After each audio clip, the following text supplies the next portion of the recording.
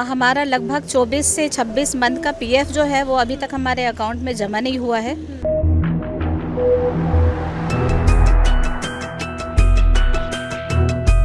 बयान देंगे जब भी हमारी टीचर अंदर आएंगे तभी देंगे बयान।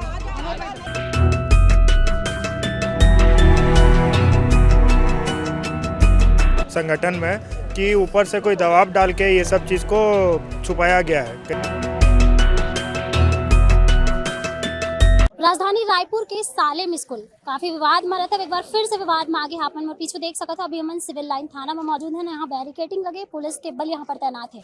विवाद इतना बढ़ गया कि अब जो टीचर है वहाँ के वो राष्ट्रीय बजरंग दल के लोगन मन सड़क में उतर के विरोध करे बर। आरोप है कि यहाँ धर्मांतरण कराए जाते हैं और जब मन धर्मांतरण नहीं कराए तिकर मन के सैलरी लोग दिए जाते, पीएफ के पैसा नहीं दिए जाए और जब मन विरोध करते पुलिस में शिकायत दर्ज कराते और अपन हक बर लड़ते तय मन ला निलंबित कर दे जाते। ये पूरा मामला ला लेके आज मन हाँ थाना पहुंचे हुए का कुछ पूरा मामला है जानता निकर मन सन। यहाँ पर टीचर पहुंचे, बजरंग दल के लोगन मन पहुंचे, बातचीत करते हैं। यहाँ पे आप थाना पहुंचे हुए क्या कुछ मामला है? ये धर्मांतरण का मामला है मैडम। क्या है 30 शिक्षकों को इन लोग निकाला गया है और सैलरी भी नहीं दिया गया है इन लोग, और धर्मांतरण सबसे ज़्यादा यहाँ पे। इसी कारण हम लोग राष्ट्रीय बजरंग दल की ओर से यहाँ पे हम लोग को सूचना मिली थी, तो मैडमों के द्वारा मिला गया है कि ऐसा ऐसा बात है, हम लोग के साथ निकाल दिया गया है, सैलरी भी नहीं मिला है ऐसा करके, इसलिए हम लोग यहाँ पे। मामला ये है कि जो सलमान स्कूल में टीचर्स लोग के साथ जो प्रताड़ित किया गया है और जो बिना कोई नोटिस पीरियड के इनको निकाला गया है, टर्मिनेट किया गया है, और यही सब कारणों को लेके जो एफआईआर दर्ज नहीं हो रहा है, इसी कारण से आज राष्ट्रीय बजरंग दल और अंतर्राष्ट्रीय हिंदू परिषद एक साथ खड़ा है। क्या कारण हो सकते हैं कि उनके ऊपर एफआईआर नहीं हो रहा है? कारण तो बहुत सारे हो सकते हैं, जैसे कि कई जगह सुनवाई को आया है, जैसे हमारे संगठन में कि ऊपर से कोई दबाव डाल के ये सब चीज़ को छुपाया गया है कई जगह से। तो इसमें अभी कार्रवाई जब चलेगी तो सब खुलासा होगा धीरे धीरे। हमारी मांगे ये है कि एफआईआर दर्ज हो और एफआईआर दर्ज होने का प्रॉपर कार्रवाई हो और उस कार्रवाई में ये सब चीज़ जो है सही से पता किया जाए और जो वहाँ के जो नितिन जी हैं उनको बाकायदा गिरफ्तारी में लाया जाए। 3 महीना पहले से एफआईआर करवा रहे हैं, उसके बाद भी अभी तक कोई भी कार्रवाई नहीं हुई है। क्या लगता है इस बार कुछ होगा? कार्रवाई अगर इस बार भी अगर नहीं होती है तो अब तो राष्ट्रीय बजरंग दल और अंतर्राष्ट्रीय हिंदू परिषद खड़ा है इनके साथ, और अगर इस बार अगर इनका कार्रवाई ढंग से नहीं होता तो अगली बार इससे भी और बड़ा हम अपनी तरफ से आंदोलन करेंगे और इसको आगे बढ़ा के लेके जाएंगे। तो पिछले 3 महीने से इन लोग लड़ाई लड़ रहे हैं और अभी तक कोई भी कार्रवाई नहीं हुई और बातचीत करते हैं। यहाँ टीचर्स भी मौजूद हैं, उनका क्या कुछ कहना है? सालेम स्कूल के टीचर यहाँ पर मौजूद है जो काफी लंबे समय से इस परेशानी से गुजर रहे हैं। किस तरीके से आप लोगों के ऊपर दबाव बनाया जाता था धर्मांतरण के लिए और क्या कुछ पूरा मामला है जो आप लोग फिर से यहाँ पर आप लोगों को आना पड़ा तपती धूप में?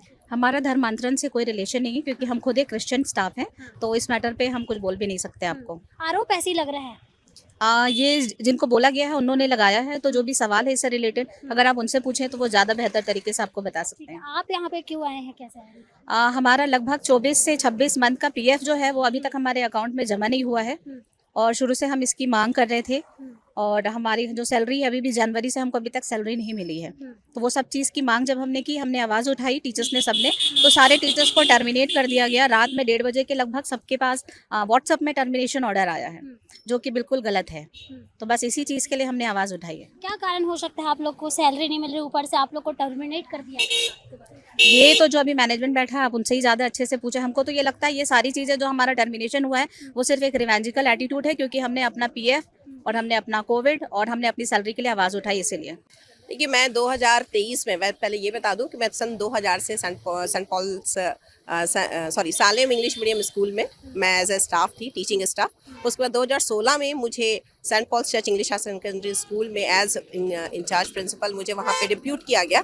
और उसके बाद फिर 2023 में जब नितिन लॉरेंस और ग्रुप जो है जब पदाधिकारी बने तो मुझे सस्पेंड कर दिया गया दिसंबर 2023 में। उसका मैंने लेटर वगैरह लिखा था कि भाई आप इंक्वायरी करवा लीजिए, ऐसा कुछ भी नहीं है, कोई गबन नहीं हुआ है, कुछ भी नहीं हुआ है, सिर्फ फाइनेंशियल इरेगुलरिटीज़ का कारण बताते हुए मुझे सस्पेंड किया गया था। और जिसकी इंक्वायरी जो है वो 26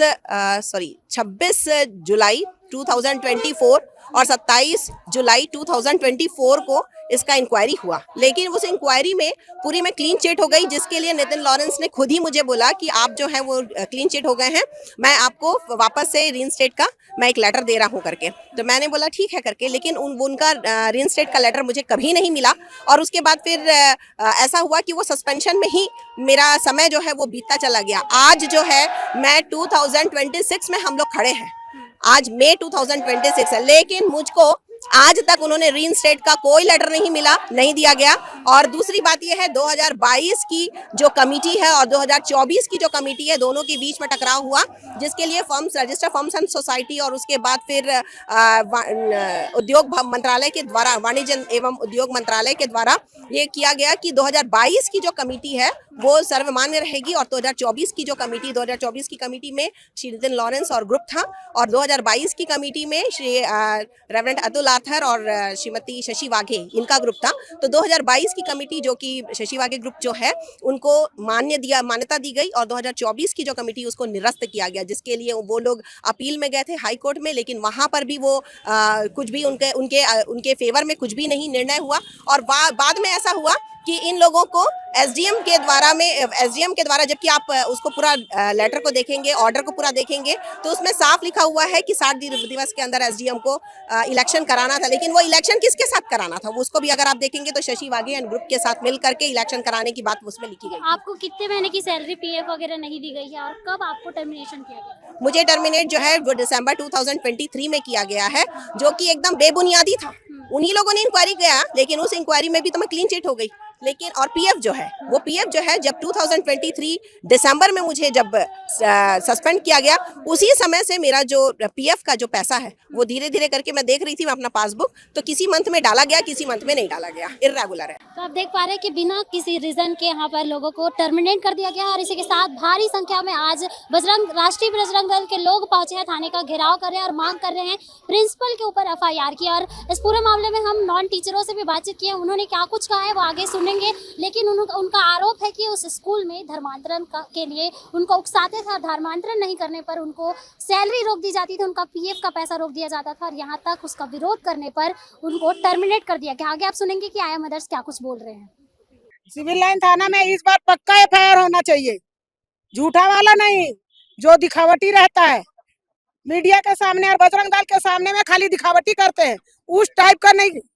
हमको सच्चा एफआईआर चाहिए, और नितिन लॉरेंस को, रूबिका लॉरेंस को आज की डेट में गिरफ्तार होना चाहिए। यह है हमारी मांग। क्यों गिरफ्तारी की मांग कर रहे हैं? क्या वजह? क्योंकि वो हमारे साथ गलत किए हैं। गलत की है, हमको नौकरी से इतने साल के उम्र में हमको आज बुढ़ापा में हमको 2 साल में रूबिका लॉरेंस क्या ऐसा देख ली जो हमको नौकरी से बर्खास्त किए। क्यों बर्खास्त किए? क्या कारण था बर्खास्त करने? धर्मांतर नहीं किए, सच्चाई का साथ दिए, इसके लिए हम उसके लिए बुरा सच्चाई बनते का हैं। साथ दिया, इसलिए हम लोग को बर्खास्त कर दी है। इतने दिनों से आप लोग आ रहे हैं पुलिस के पास में, तो पुलिस क्या कर रही कुछ नहीं कर रहे हैं, पुलिस ऐसा कोई है, वो जिसके पास नोट है उसके पास वोट है, गरीबों के पास नोट नहीं है, है ना?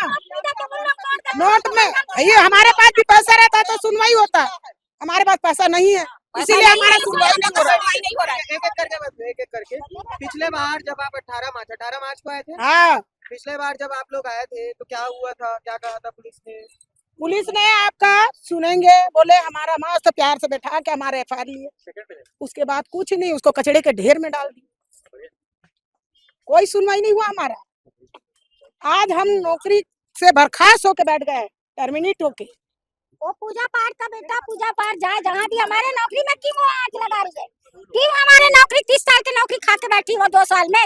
2 साल में हमको 30 साल में क्या गलती देखी हमारे जो नौकरी से हमको निकाल रही है? हम हिंदू है तो हिंदू अपना नियम करते हैं। हिंदू है तो क्या कहीं पर नौकरी नहीं मिलेगा हम लोग को? क्रिश्चियन लोग खाते हैं, क्या ये क्रिश्चियन संस्था है? संस्था ये स्कूल नहीं है। हिंदू बच्चे लोग को काहे के लिए रखिए क्रिश्चियन स्कूल में? वैसे क्रिश्चियन बच्चे का रखिए पूरा।